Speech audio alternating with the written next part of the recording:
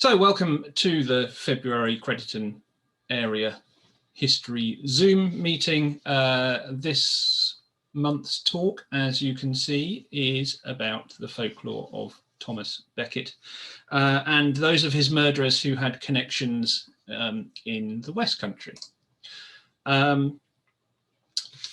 The talks that are presented through the library are not organised by ourselves. They are organised by the Crediton Area History groups. And as such, they are offered free of charge. If you would like to make a donation to help to support these events, then that is by no means obligatory, but is always very gratefully received. You will be donating to support Libraries Unlimited, which is a charity aiming to keep providing services to you in somewhat challenging times at the moment. If you're watching this video on YouTube, then you'll see a link for the support page for Libraries Unlimited in the description of the video. If you're here live, then I will post the link in the chat at the end of the talk because it's a bit tricky to do it whilst I'm talking. Okay, so we are going to look at Thomas Becket and those of his murderers who have connections to the Westcountry. I myself am approaching this as a folklore author and researcher. The Folklore Podcast is, for those of you who are not familiar with podcasts, a kind of radio thing that happens on the internet that you can listen to. I've been running the Folklore Podcast since 2015, and it has quite an extensive back catalogue of episodes looking at history and folklore from all over the world. It also has its own book club, which has book reviews and discussions of folklore-related books.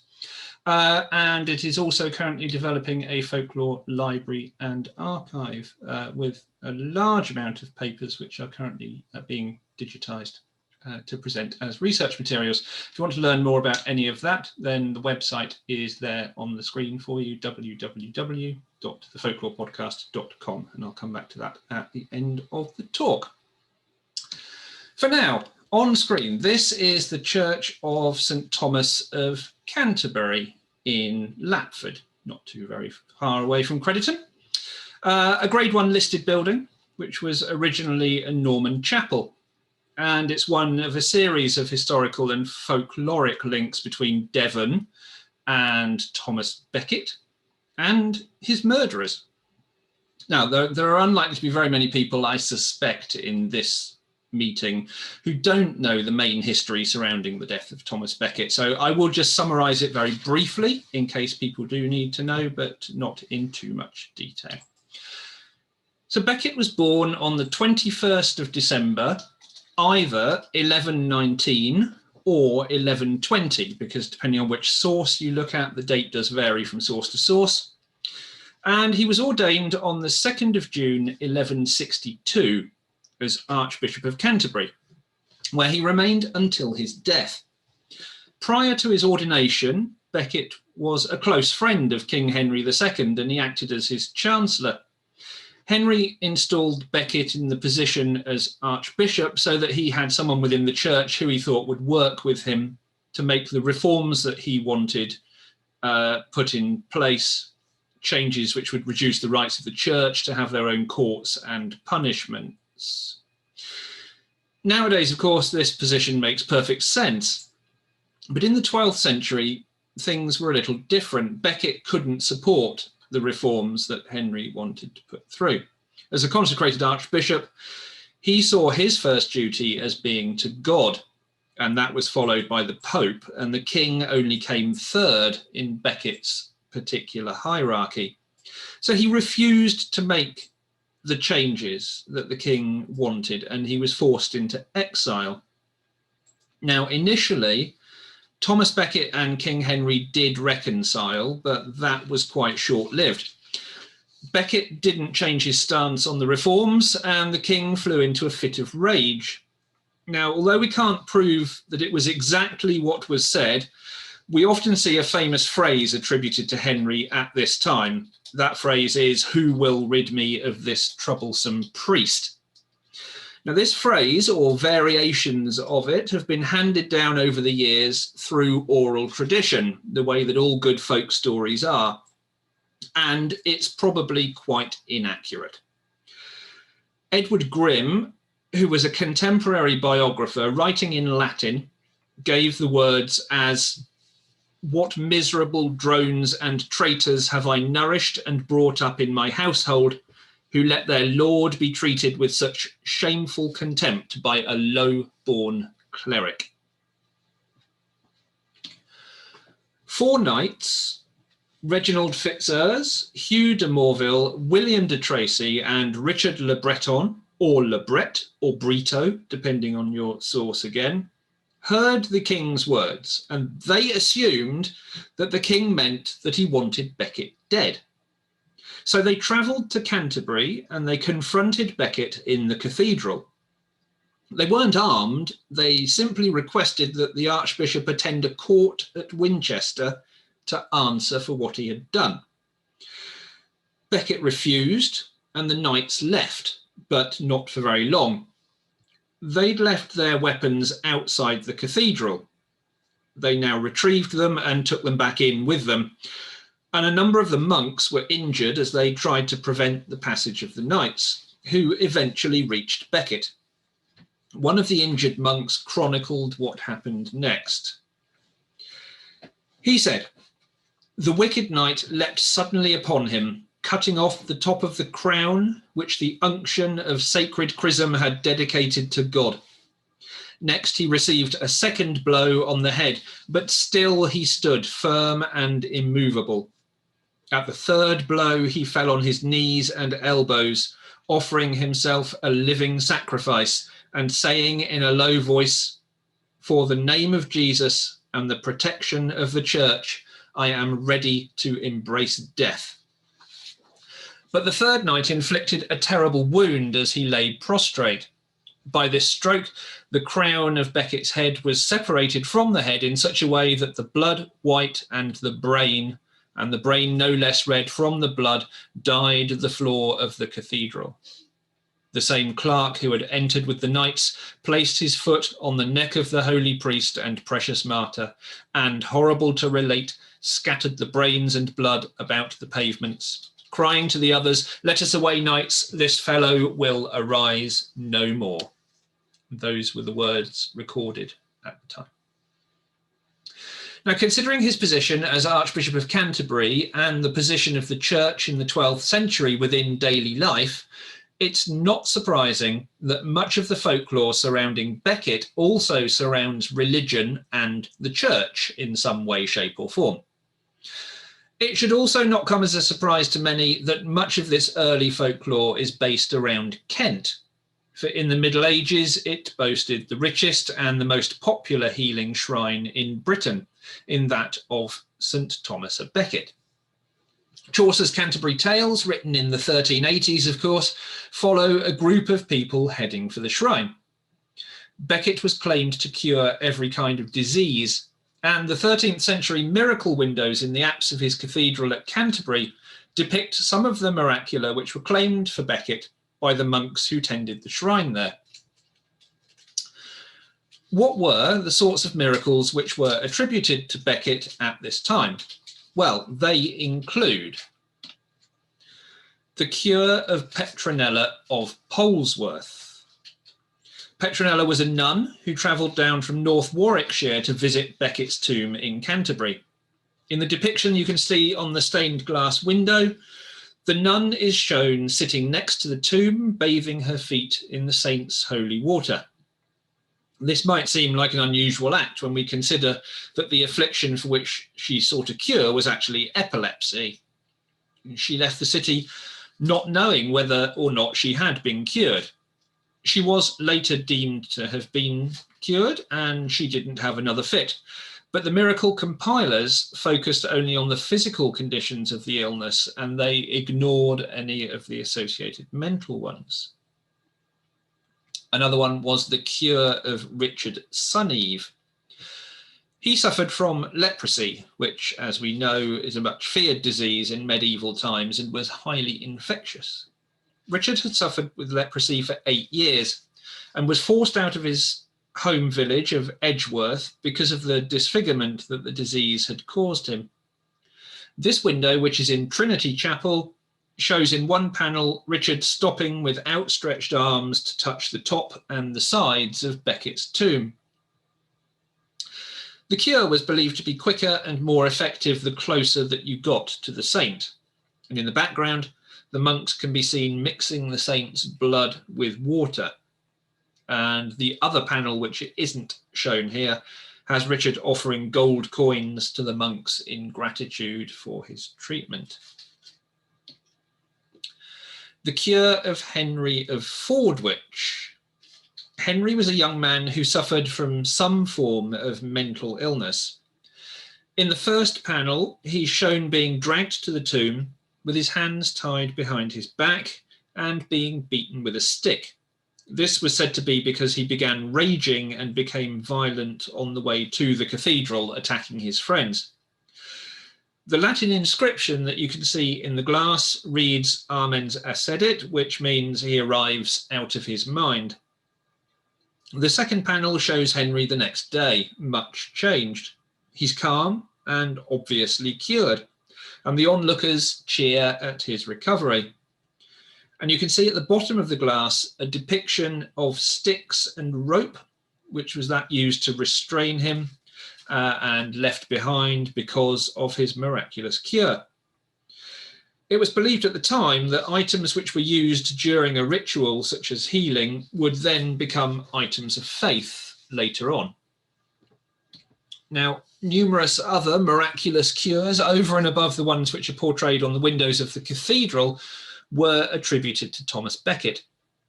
Many of them were collected and recorded by William of Canterbury, and they form England's longest miracle collection.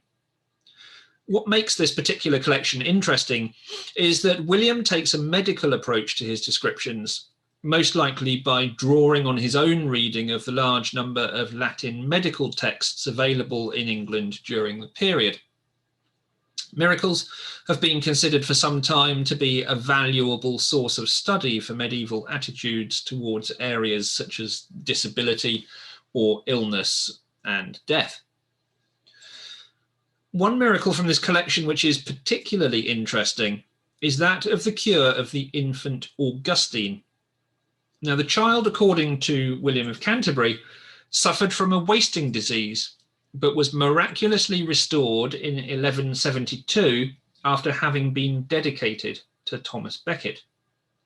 Now, what makes this case of particular interest, certainly from the point of view of folklore, is that William, after having discussed the probable causes of the condition from a medical viewpoint, saying either an ulcer on the lungs or the loud cries of the child, then goes on to reference and to dismiss an alternative theory that had been put forward. Now, William's text says that no one of sound mind credits the fabulous nonsense of the people who believe children to be substituted or transformed. Now, this refers to the idea of child substitution. In other words, that the original child has been removed and replaced with a sickly changeling child, something which folklore tells us that the fairies were said to do. Changeling children were a common way of accepting some form of illness, either a physical illness or a mental one, in more superstitious times. So William is being very rational and informed in discounting this in his writings. The clerical approach to the idea of the changeling was slightly different, as you would expect, with church scholars stating that the changeling child was not a fairy baby, but was a demon. It would be constantly hungry, but it wouldn't grow or live a healthy life. Now, even though William rationally discounts the idea of the changeling, he still takes pains to note how the child appeared to be less than human. It describes his arms as just like two small twigs from the middle of a branch, and says that overall he is an animal portentous to see. Now, another interesting point which this case throws up is that of the idea that having a child who was impaired in some way was shameful. Augustine's parents were not married, and furthermore, his father Ralph was a priest. Now, this period of history around the 12th century was a time where clerical celibacy was beginning to be imposed. William describes the relationship of the parents as both illicit and sinful. In doing so, he is undoubtedly deliberately contributing to the debates of the period. Folklore is often used as a comment on morality. We see it time and again in the chapbooks of the Victorian period and even earlier than that, for example. Now, much like visitors to Canterbury Cathedral today might purchase souvenirs, so pilgrims arriving at the shrine were offered mementos such as brooches depicting the tomb. We might also find other fascinating folklore in that area of the country, such as the intriguing story of one village which is said was cursed by Becket, so that children born to its inhabitants were born with tails. Now, this story relates to the inhabitants of Strood, who were once known as Kentish Longtails. It's said that Becket was riding through Strood one day when he was stopped by the inhabitants and an argument took place. The town generally supported the king in his disagreement with the archbishop. According to the folktale, either Robert de Broc or his nephew cut off the tail of Becket's horse. It was said that this action, which was said to have led to the curse that all the descendants of the town would be born with tails. So, how might this story have come about? It's not usually the case that folk tales are completely invented. They usually develop from other stories, or they become associated with other events in some way. Here there are possibly two things that may have been conflated in order to form this story. Now, the first of these is the medieval superstitious belief that was held in mainland Europe that the English generally had tails. The second is an actual historical account which states that Robert de Broc cut off the tail of a horse and was subsequently excommunicated by Becket. The account was laid down by William Fitzstephen, who was the household clerk to Becket, and it was laid down in this quotation.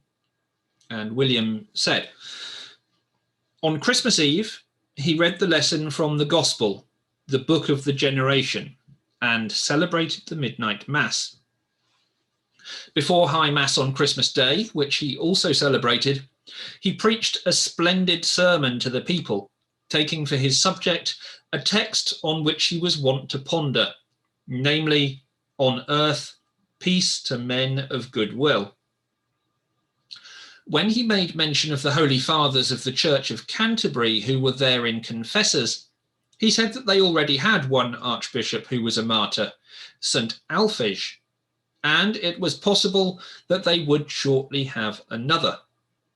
And because of the shameful injury inflicted on the horse of a certain poor peasant of his, a servant of the Church of Canterbury, by cutting off its tail, he bound Robert de Broc with a sentence of excommunication. He'd previously threatened him through messengers while inviting him to make reparation. But Robert, being contumacious, had returned answer by a certain knight, David of Romney, that if the archbishop excommunicated him, he would act like an excommunicate. Also, those who had violently taken possession of his two churches of Harrow and Throwley and had refused to admit his officers, he involved in the same sentence. Now, returning more closely to Becket himself, it's worth noting how the folklore surrounding him can at times be quite tangential. So consider, for example, his association with wine and beer. Thomas Becket is the patron saint of wine coopers in Venice and also of the Brewers' Company in London. London had quite a substantial part to play in the spread of the cult of St. Thomas. Now remember that Becket was born in London and was canonised by the church just 3 years after his death. It should be no surprise that the city was rightly proud of the Archbishop. He became, in fact, something of an unofficial patron saint in the city. The actually consecrated saints were Peter, Paul, Erkenwald, and Cedd. Now, whilst Becket's body was not able to be interred in London, it was considered to be the next best thing that his parents were reported as being buried in the churchyard of the Old St. Paul's. The Liber Albus, the White Book of the City of London for 1419, states that a ceremony at the side of the grave of Gilbert and Matilda Becket by the London Corporation was quite a common event. Becket was said to be something of a wine connoisseur and to have had the power to turn water into wine. Indeed, this is alleged to have once been performed in the presence of Pope Alexander III. In 1158, when he was merely just the king's chancellor, Becket made a long progress through northern France to arrange a match between the king's son and the King of France's daughter. A prominent part of the procession was a pair of vehicles containing beer in iron-bound casks. Now, this isn't especially surprising. As an emissary of the king, Becket had the best of everything, and in fact he was known for his fineries at this time. Plus, of course, beer was often drunk as an alternative to water, because the latter was regularly less than hygienic. There is, however, a legend of a miracle connected with beer with which Becket is also connected. Ralph of Hatfield and his wife, a poor couple, wanted to raise the funds necessary to be able to make a pilgrimage to Canterbury. They decided to do this by brewing and selling beer, but the fermentation had always failed. It was said, however, that once a phial of St. Thomas's blood was lowered into the beer, then the brew became successful. Now, this legend, of course, is not without its problems. If the couple couldn't afford to get to Canterbury, then how was the phial used? There is another legend concerning Thomas Becket and beer, which again is not without its difficulties. The 13th century historian Matthew Parish says that Thomas was given his first post in the Church of St. Andrews in the village of Bramfield in Hertfordshire. This was around sometime believed to be 1142 or thereabouts. Whilst here, it's said that Thomas used water from the vicarage pond to brew ale. Now, using pond water to brew beer was a common practice at the time, despite it sounding rather unhygienic, especially if you note that it said that Thomas and his monks also used to wash in the same pool. Now, as late as 1800, the farmer from a nearby village used water from his pond to make harvest ale, and another history of the area records that the vicar of Bramfield still brewed his own beer until the 19th century as well. At this time, the vicarage pond was just a small bricked-in muddy affair in a farmyard, and it's still known as Becket's Pond or Becket's Pool. Now, where we again have trouble with this story is that many sources place Becket in Paris between the mid-1130s and 1140 to 1142. It's possible that he was awarded the appointment, but that a deputy actually undertook the duties of the priest in Bamfield. There must undoubtedly be some connection, because after Becket was canonised following his murder, a Saxon well at Bramfield Church was subsequently renamed the Holy Well of St. Thomas. Pilgrims would travel to it for its supposed healing powers. So let's move on now to the folklore that we might discover here in our own home county of Devon, which kind of links up with Becket. Whilst it is the case that he does make one or two appearances in Devon, which I'll come to shortly, the main folkloric link to the saint is through the fact that two of the four men who committed the atrocity of killing Becket, William de Tracy and Robin Fitzurse, came from the southwestern peninsula. Now again, much of the folklore surrounds religion, and in particular, it's not the actual deed, but rather finding penance for committing it that places both Becket and these men within this field.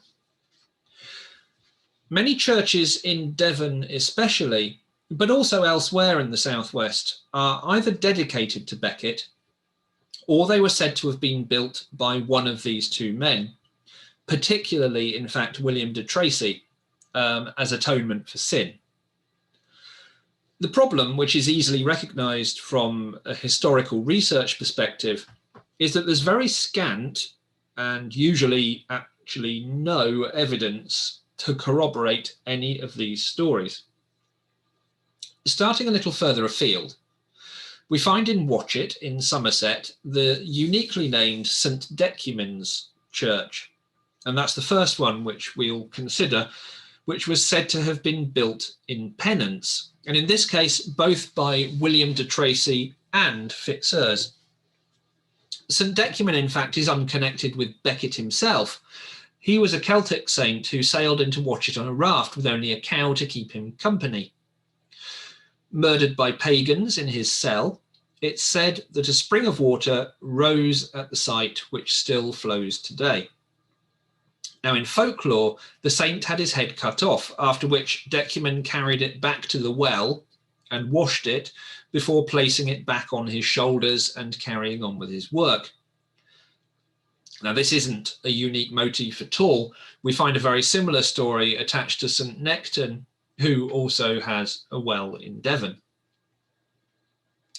St Necton was born in 468 AD in Ireland, but he moved to Wales when he was very young. He's said to have had 24 brothers and 24 sisters. He decided to become a hermit after hearing a story about St Anthony in the Egyptian desert, although possibly because of having 24 brothers and 24 sisters. Sailing from South Wales, he landed at Hartland Point, and he took up residence in the forest at Stoke. One day, in the year 510 AD, Necton helped a passing swineherd called Hutton to locate some lost pigs, and as reward, he was presented with 2 cows. A while later, on June the 17th, which is now the saint's feast day, 2 passing robbers stole the cows. When Necton tried to stop them, they killed him and cut off his head. And Necton is said to have picked up the head and carried it back home, placing it on a rock where it's said that red streaks of blood can still be seen. And wherever the blood from the severed head fell on the ground, it was said that foxgloves would grow. Now, parallels like this are very common in folklore. Other than being built in atonement, there seems to be very little to connect the church at Watchet with Becket at all. It's interesting to note, though, that there was a cult of St Necton in much the same way as the cult of Becket grew. And even after his death, St Necton is said to have cured a boy of the plague, and his cult was popular again throughout the Middle Ages. Another Somerset-based legend tells that the 4 murderers of Becket fled to a remote part of the county and built an abbey there after the assassination. It's possible that this story links up with Woodspring or Worspring Abbey. Worspring was the previous name for it. Woodspring is the modern one. The abbey was founded in 1210 with the dedication of the Holy Trinity, Blessed Virgin, and St Thomas the Martyr by William de Courtenay. He was the grandson of Fitzurse and also had connections with 2 of the other murderers. Richard Le Breton's daughter, Maud, gave land to Woodspring Abbey, in fact.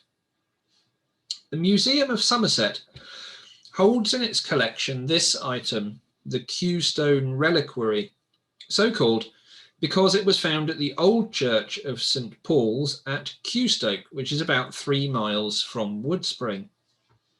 This limestone reliquary used to contain a wooden cup, which was discovered in a very decayed state in 1152 while repairs to the church were being undertaken, and you can just see a little fragment of that wooden cup in the picture there.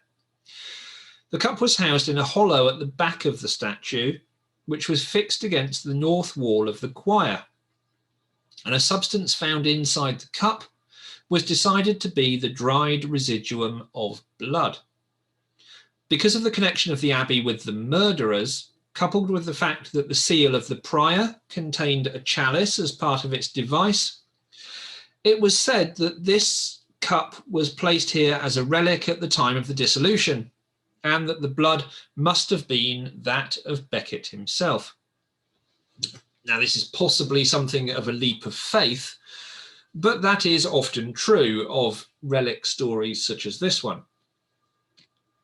Now, at Sowerton, on the edge of Dartmoor, we find another church linked to both William de Tracy and Fitzurse.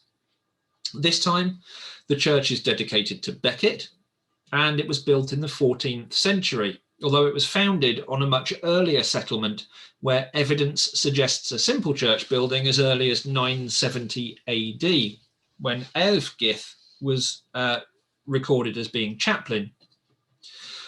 In this case, the dedication was applied to the church, it said, by descendants of the two knights in an effort to clear their names and appease their consciences. But there is no clear evidence for this.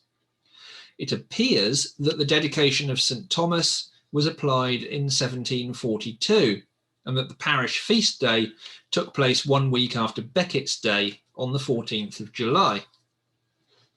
Now, if we turn to William de Tracy, who, if legend is to be believed, is the most prolific of the penance church builders in Devon, then we start at the village of Bow, which gives us the closest link to the family name.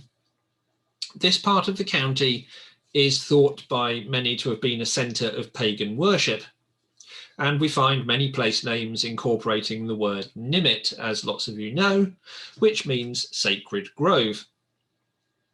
In fact, the original name of the River Yoe was the Nimit, and one of these settlements, Nimit Tracy, which you can see in the middle of the map there, bears Sir William's family name and was in fact originally the main settlement before Bow developed into what it is now, having parliamentary representation in Anglo-Saxon times.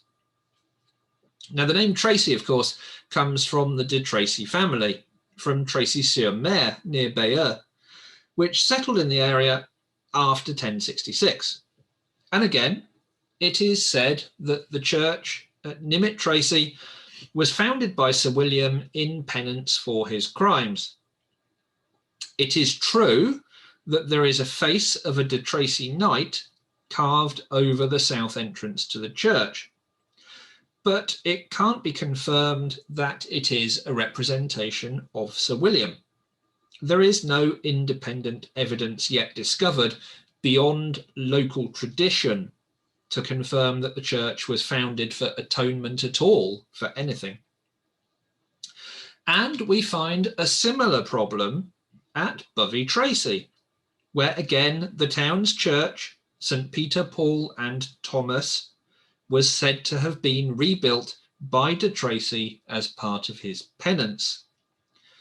This attribution comes from local folklore, and a few centuries later, the church came into the ownership of Lady Margaret Beaufort, the mother of King Henry VII and the founder of the Tudor dynasty.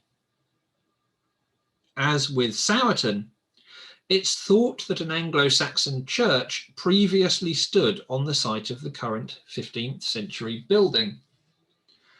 At the time of the Domesday Book, the settlement here certainly didn't have the Tracy attribution to its name. It was simply Bovey, B-O-V-I, or Buoy, B-O-U-I. It took its name, as many settlements did, from the name of the river which ran through it. The Anglo-Saxon building was thought to have been replaced by a 13th century one, which fell into a poor state of repair in the 14th century before being replaced. Now, it's this rebuilding of the church which is said to have been connected to William de Tracy, who held the manor in the area in 1170, according to local stories. But here is, once again, in a similar way to the church at Bow, the point at which things become rather tricky. The de Tracy family were indeed lords of the manor at Bovey. However, it was not William, but rather a different branch of the family who were resident there. William was lord of other manors in the area, including Bradninch and Morton Hampstead, and I'll return to the second of those in a minute. At Bovey Tracy, it was Oliver who was lord of the manor at the time of Becket's demise, and not William. Why then is the church dedicated to St. Thomas now? Well, unfortunately, we just can't say for certain. It has been since at least the mid-1700s, but prior to that it was simply known as the Church of St. Peter and St. Paul. No Thomas to be seen. More confusion might be found surrounding the legend that the ghost of Sir William de Tracy haunts Woolacombe Sands.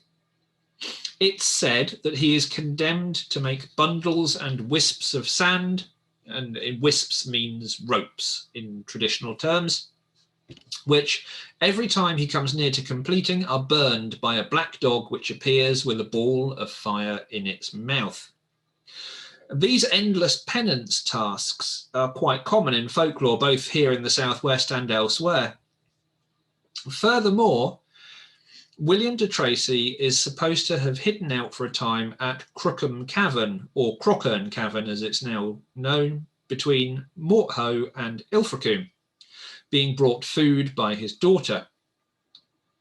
Now, there is a monument at Morthoe Church which is averred to be that of William de Tracy.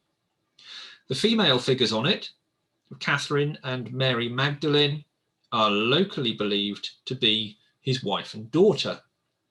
And a saying is locally quoted, that all the Tracys have the wind in their faces, this being an allusion to the supposed discomfiture of the murderer, who on a pilgrimage to Jerusalem was always driven back by the winds of heaven. An old farmhouse near to Woolacombe Sands, called Woolacombe Tracy, is said by some to be the place that he lived in banishment, and is referred to by others as his manor. Now, all of this needs a little unpicking in order to try and make some sense of it.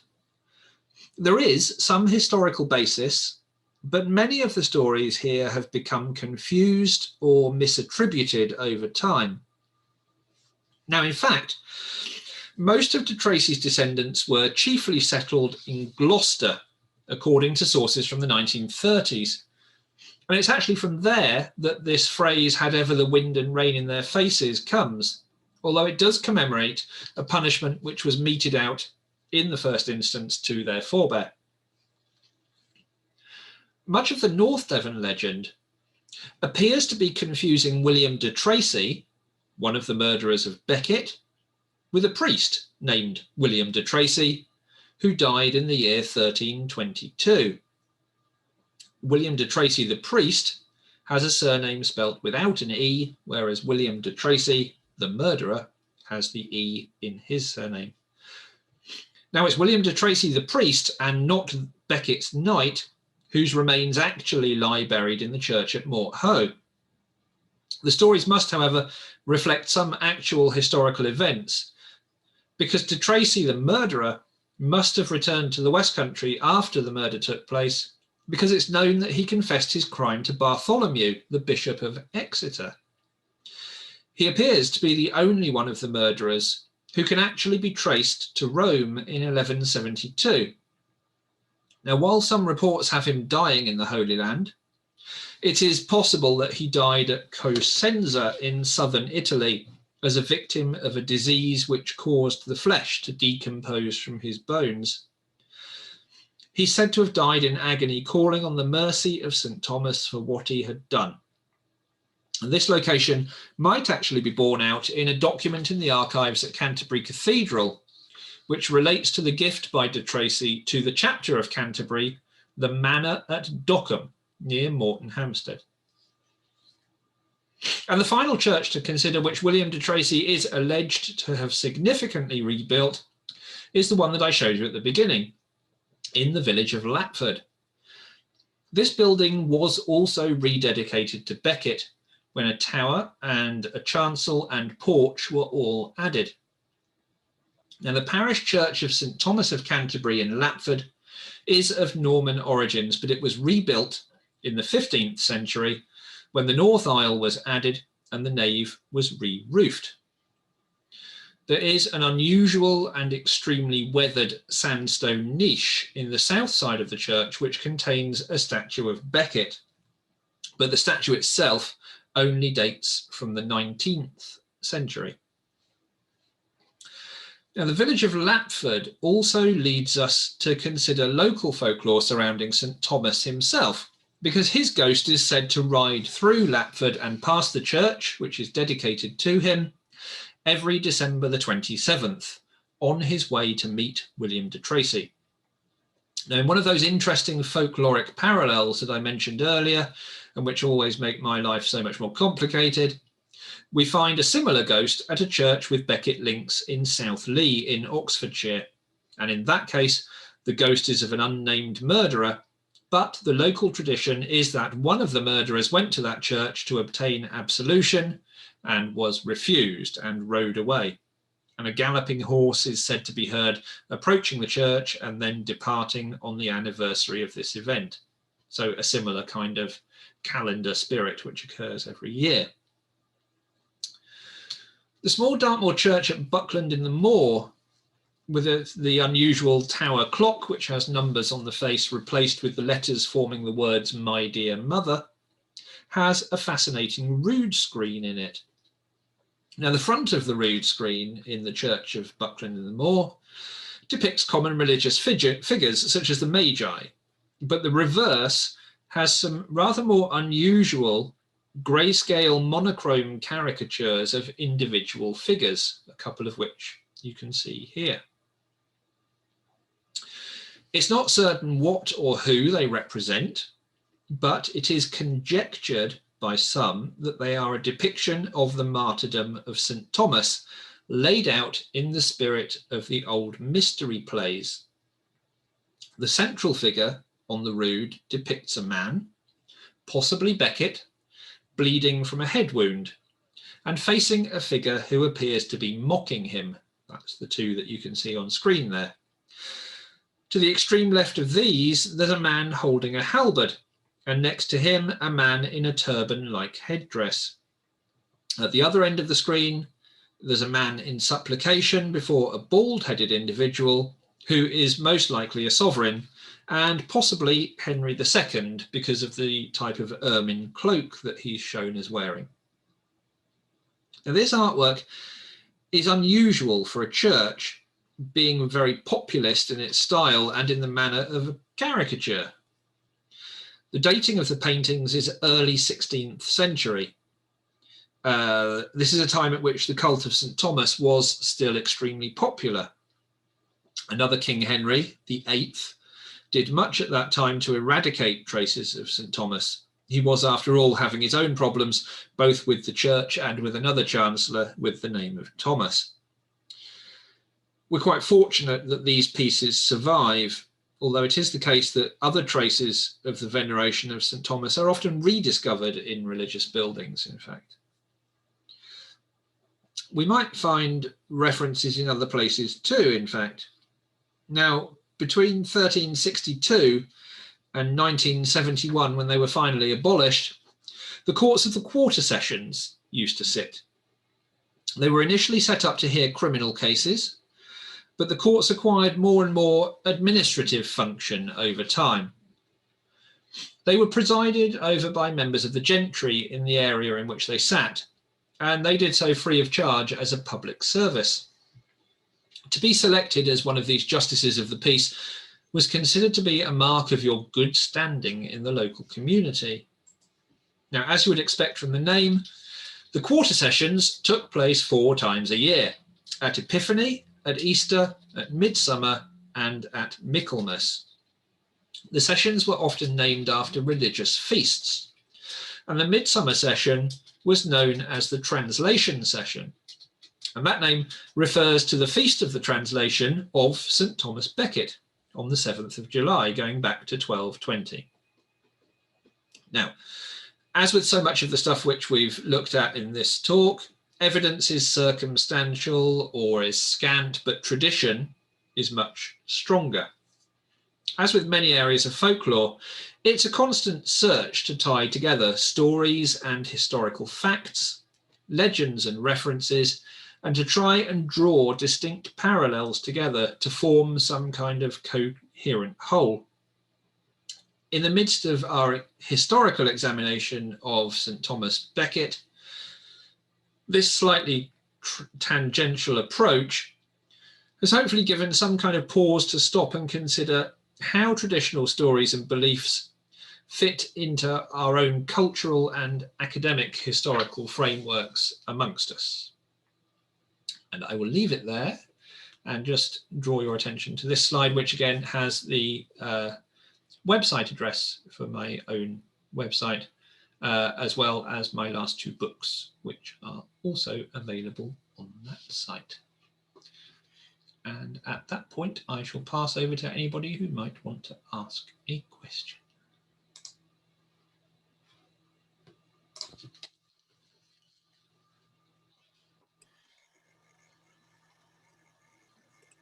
It's called Telling the Bees, wasn't it? Really? I'll reshare the slide in a bit if you like, whoever that was asking. Right, yes. Really simple question, Mark. Yes. Becket or Becket, which is the name they always knew him by in my childhood? Becket is So a very simple answer. Where did the other one come from? Where that came from, I can't remember off the top of my head. I would have to go back to my sources and look it up. But it kind of added as an affectation almost in a way. I think. But Thomas Becket is the correct way of naming him. Yes. Okay, thank you. No problem.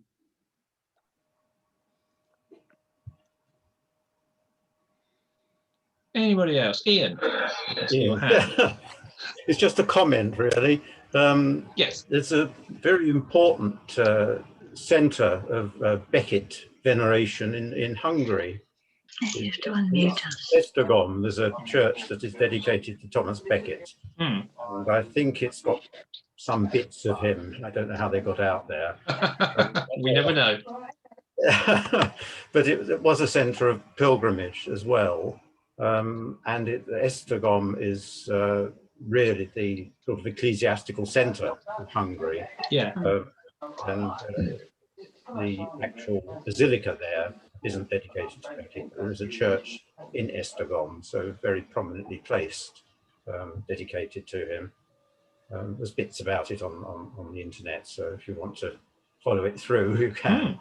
That's interesting, thank you. Yes, because it's not a place which is particularly strongly referenced as a site of pilgrimage, but these things do have a tendency of spreading, you know, as people as travel becomes easier and people move and migrate around the world, they take these sorts of things with them, and it's not uncommon for other sites to come up because of that, certainly. So that's very interesting, thank you.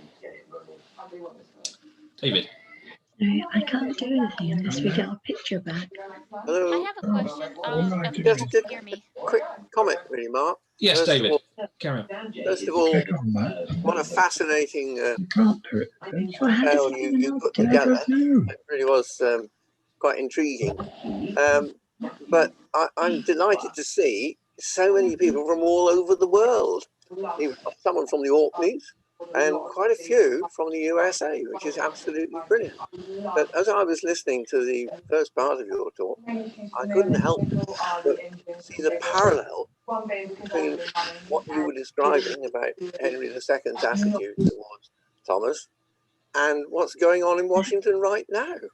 I thought, well, From Denver. Thomas must, or perhaps Mr. Trump will plead the Thomas Becket defense. Covered the same way.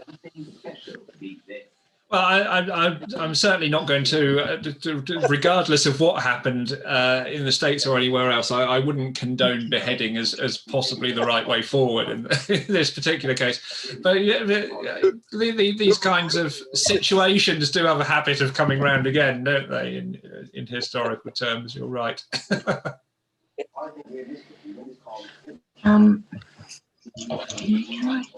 had a question. Yep, I don't know who you are because I can't tell from you. One of the Americans. Oh, Hi, okay. Lauren, I'm just looking at people's microphone icons. Lauren, is that you? Yes, this is me. Excellent. Hello. Hi. Yes, I did a paper not too long ago on saint cults, and I tried to focus strictly on medieval Anglo-Saxon. And Thomas Becket came up sort of at the end, and I read about a myth, and I couldn't get like more detail on it. It's about like going on in the Sir Jordan, like Fitzulf. And I hope I didn't miss it in the lecture if you mentioned him already, but like he had the plague. And, can you? I've just muted a couple of other people because I couldn't hear what you were saying properly. Can you just repeat what you were? Oh, sure. I read a story about how Becket, like a plague strikes the house of Sir Jordan Fitzulf. I hope I'm pronouncing that correctly. Mm-hmm. And his son falls ill. Can you give me more about it? Because I had like kind of the basic like details of the story, but I didn't get the context of like Sir Jordan and like why him in particular. Probably not off the top of my head, but I can certainly go back and check for you. If I'll just Lauren, there you are. I'm just going to message you an email address. Thank you. Because I thought it was a really cool story that he, it was another miracle work by St. Thomas Becket, but I was wondering, I was like, well, what made this Sir Jordan so special that like this man's son just in particular, like I know he goes, he promises, oh, I'll go to Canterbury Cathedral and pay a visit to, thank St. Becket, and he forgot to make the journey. And St. Becket appeared, sword drawn, frightened the whole family. It was a good time, and that's really interesting. But like that was it. That was like the gist of the stories that I got, and I was like, well, why Sir Jordan? Why are you picking on poor Sir Jordan? Yeah, there's a couple of points of interest there. The other one being why somebody who is as saintly as Thomas is going to then turn around and go, do you know what? I'm just going to appear with a sword because that's the right thing to do with my Christian outlook on this. In the same way as obviously the story of cursing the people of Stroud in Kent so that their children grow tails is of course something which is attributed to another event that takes place altogether. So I will dig into it a bit more for you. You should have my email address in your direct messages. I just speak in the chat. So I don't think it appeared for me. Let me see if I can give you mine. I'll shoot it right back to you. Okay. Because I think you're the only one in here that's just named Mark. I'm not sure if there's any other Mark. Probably not. Did that work? There we go. I got it. Yeah. Okay. Perfect. Okay. Let me just copy that out. I will send you an email over and see what we can find out. That's no problem. John's iPad. There's a message in the chat. Is there? Yeah, from Isabel. She wants to know, do you know if the old tradition of pilgrimage to Canterbury has been revived? Thank you. If it has, it's not on a large scale. There are still people who follow various pilgrimage routes. I mean, some of them are obviously still very well established. But the Canterbury pilgrimage, I'm not aware of still taking place as any kind of large organised thing. No.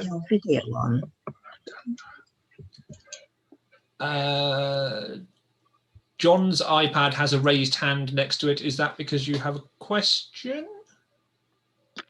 Mark, I'm Sylvie from Folkestone.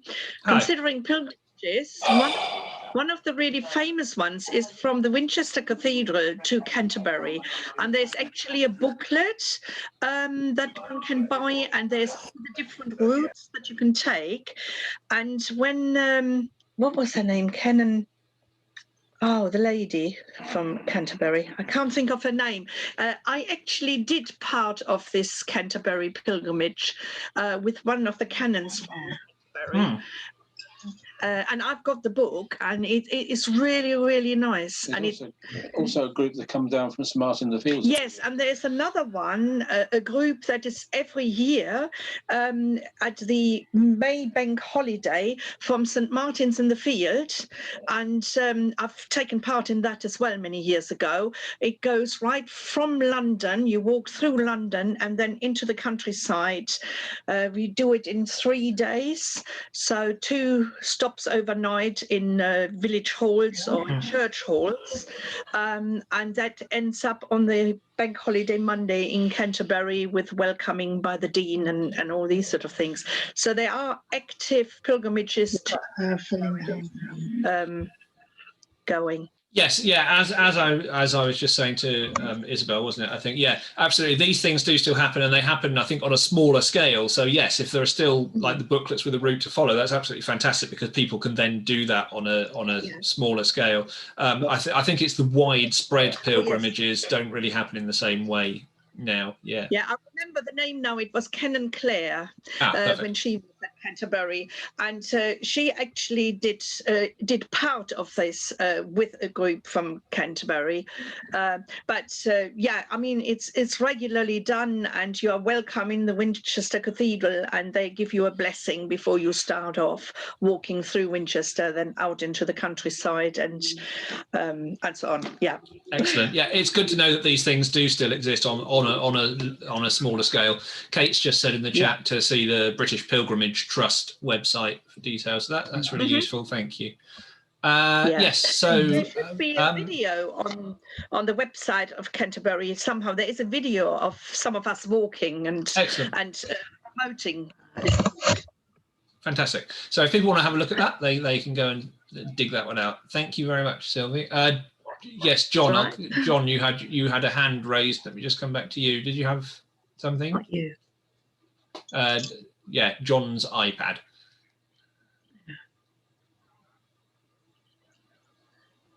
I don't know. Hello. Hi. Okay. Anybody else who does have a question then? Yes, I have. Okay. It's hard to tell which one it is. Oh, John Reeves. That one. Yeah. There? Yeah. Perfect. Okay. Yes. Go for it. I'm not John Reeves. I'm his wife. But yes.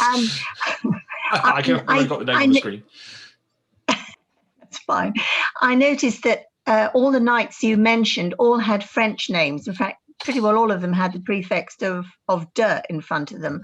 And I'm presuming that all came from when they came over on the Norman conquest. Were there any knights or in that that hierarchy that were actually English as opposed to having descended from the French? It depends how far back you go, I think. I mean, my area is more in the traditional side than in the historic side, so that's something that would have to be traced back to know for certain.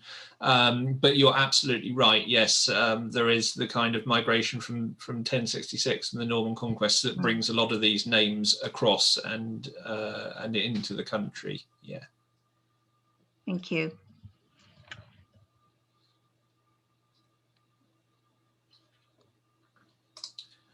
Okay, I should just give anybody else a chance to indicate if they want to ask anything before I wrap up.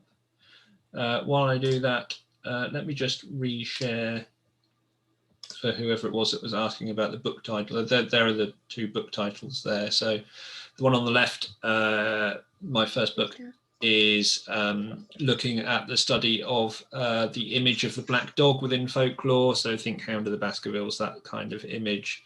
That book is a study of the appearances of spectral black dogs over the last 1,000 years in British folklore. And The one on the right, Telling the Bees and Other Customs, looks at folklore associated with village and rural crafts such as knitting, spinning, weaving, brewing, baking and milling, beekeeping and blacksmithing and metalwork.